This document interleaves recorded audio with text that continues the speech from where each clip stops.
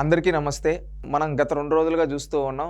ఆంధ్రప్రదేశ్ రాష్ట్రంలో ఏంటంటే వైఎస్ఆర్‌సీపీ చేసిన ఒక్కొక్క అక్రమాలు బయటకు వస్తూ ఉన్నాయి. ఈరోజు నేను మార్నింగ్ చూస్తే ఒక ఆర్టికల్ ఏంటంటే వీళ్ళు ఒక దగ్గర 2 దగ్గరలో కాదు, ప్రతి జిల్లాలో వీళ్ళ అక్రమార్జన సంపాదన ఉందని చెప్పి ఈరోజు తేలింది. ఏంటంటే దీంట్లో కొన్ని చూస్తే అనుమతులు లేకుండానే ఊరూరా వైకప్ ప్యాలెస్లు 26 జిల్లాలు ఉంటే 26 జిల్లాలో ప్రభుత్వ భూమిని దాదాపుగా 42.24 ఎకరాలు వీళ్ళు వైసీపీ నాయకులు దోచుకున్నారు. ఈ దోచుకునేదే కాకుండా మొత్తం తమ పార్టీ ఆఫీసుల నిర్మాణానికి జగన్మోహన్ రెడ్డి ప్యాలెస్లు కట్టుకున్నారు. దీంట్లో ఏంటంటే మొత్తం ఈ భూమి విలువ 688 కోట్లు. అంటే ఇది ఎంత ప్రభుత్వ భూమి. దీన్ని ఏంటంటే వీళ్ళ అధికార బలాన్ని ఉపయోగించి, వీళ్ళ అధికార దర్పణాన్ని ఉపయోగించి, అధికారులను బెదిరించి, అదేవిధంగా ఆ ప్రభుత్వ భూమిని వీళ్ళ పార్టీకి 100 సంవత్సరాలు, అదేవిధంగా 30 ఏళ్ళు 40 ఏళ్ళు ఈ విధంగా లీజుకి 1000 రూపాయల లెక్కన, సంవత్సరానికి 1000 రూపాయల లెక్కన ఈ విధంగా దోచుకు పెట్టుకున్నారు. అదేవిధంగా 26 ప్యాలెస్ల నిర్మాణానికి దాదాపుగా 500 కోట్ల రూపాయలు ఖర్చు అయింది. అంటే వీళ్ళు చూడండి, 500 కోట్లు ఖర్చు అయిందంటే వీళ్ళు ప్రభుత్వ సొమ్ముని ఏ విధంగా నీలిపాలు చేశారో ఒక్కసారి ఆలోచించండి. దీంట్లో ఏంటంటే వీళ్ళు ఏమన్నా సక్రమంగా కట్టారా అంటే ఒక్క ప్యాలెస్కి కూడా అనుమతి లేదు. ఒక్క ప్యాలెస్కి కూడా అనుమతి లేకుండా ఈ విధంగా ఇన్ని ప్యాలెస్లు కట్టుకున్నారంటే వీళ్ళని ఏమనాలి? వైఎస్ఆర్సీపీ కార్యకర్తలారా, దీనికి సమాధానం చెప్పండి. జగన్మోహన్ రెడ్డి, నిన్నే సూటిగా అడుగుతున్నావు, దీనికి సమాధానం చెప్పు. నువ్వు అంటావు కదా విలువలు, విశ్వసనీయత, నిజాయితీ, నా అంత నిజాయితీ పరుడు. నువ్వు నిజాయితీ పరుడు కాదు, అక్రమార్జునుడివి, అవినీతి పరుడివి. దీని అన్నిటికీ సమాధానం చెప్పు. నీకు చిత్తశుద్ధి ఉంటే నువ్వు మాజీ ముఖ్యమంత్రివి కదా, ఈరోజు పులివెందుల ఎమ్మెల్యే కదా, నువ్వు ఒక శాసనసభ్యుడిగా ఉన్నావు. ఇది కరెక్టేనా? సమాధానం చెప్పు. అధికారంలో ఉండేటప్పుడు ఎందుకు నీ అధికార బలాన్ని ఉపయోగించి ఈ విధంగా అక్రమాలు చేసావో సమాధానం చెప్పు జగన్మోహన్ రెడ్డి. ఈ రోజు అసెంబ్లీలో నిలదీస్తారనే కదా, ఇవన్నీ నిలదీస్తారనే కదా అసెంబ్లీ నుంచి దొంగలాగా పారిపోయావు. ఈ రోజు ప్రజలు నిన్ను శాసనసభ్యుడిగా ఎన్నిక చేశారు.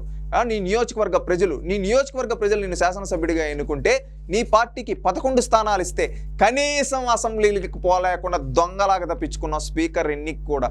ఆ రోజేమో సభా సాంప్రదాయాలను గౌరవిస్తా అని ప్రమాణం చేశావు. ఆ తర్వాత ఆ ప్రమాణాన్ని తొంగలో దొక్కావు. ఎందుకో ఆ ప్రమాణాన్ని తొంగలో దొక్కింది. ఇలాంటి తప్పిదాలు వస్తే అసెంబ్లీలో నిలదీస్తే సమాధానం చెప్పలేక దొంగలా పారిపోయిన దొంగ జగన్మోహన్ రెడ్డి, సమాధానం చెప్పు. ఈ రోజు నువ్వు ప్రజలందరికీ సమాధానం చెప్పాలి. ఎందుకంటే 5 ఏళ్ళు నీకు అధికారాన్ని ఇచ్చారు, నువ్వు తప్పులు చేశావు, నిన్ను ఓడించారు. ఈ రోజు నన్ను ఓడించేశారు కదా, నేను ఇంట్లో కూర్చుంటా అంటావేమో. జగన్మోహన్ రెడ్డి, నువ్వు వీటన్నిటికీ సమాధానాలు చెప్పాలి. సమాధానాలు చెప్పిస్తారు తెలుగుదేశం ప్రభుత్వం కూడా, చంద్రబాబు నాయుడు గారు కూడా. ఈ తప్పిదాలు చేసిన వ్యక్తుల్ని శిక్షించాలి. ఎందుకంటే రేపు భవిష్యత్తులో ఇంకొకటి ఎవడో వస్తాడు, ఇంకొక 20 ఏళ్ళ 30 ఏళ్ళ తర్వాత వచ్చి మళ్ళీ వాడు ఇదే విధంగా కట్టుకుంటా అంటే ఇదేమి వ్యక్తుల సొత్తు కాదు, ప్రజల సొత్తు. ప్రజాస్వామ్యంలో ఉన్నాం మనం, అది గుర్తుపెట్టుకోవాలి. ప్రజలు మనకు 5 ఏళ్ళ అధికారాన్ని ఇస్తారు. ఆ 5 ఏళ్ళ అధికారంతో ఆ అధికారాన్ని ఉపయోగించి ఇలాగ తప్పిదాలు చేస్తే రేపు ఎవరన్నా ఇలాంటి తప్పిదాలు చేయాలంటే భయపడే విధంగా జగన్మోహన్ రెడ్డి గారిని శిక్షించాలి. ఈరోజు జగన్మోహన్ రెడ్డి గారు రుషికొండ పైన ఎవరిని అడిగి కట్టావయ్యా?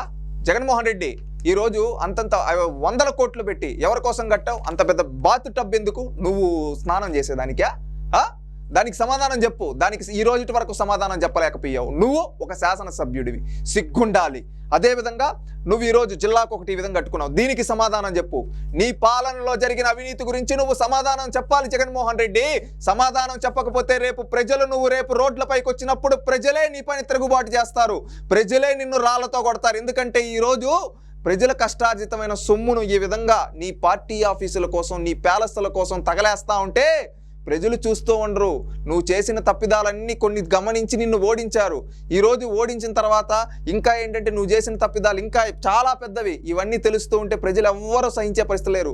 ప్రజలందరూ నిన్ను, నీ పార్టీని ఇంకా లేకుండా చేస్తారు. ఇప్పటికైనా నిజం తెలుసుకొని తప్పులు చేసిన దానికి క్షమాపణ చెప్పు ప్రజలకి, రాష్ట్ర ప్రజలకి క్షమాపణ చెప్పు.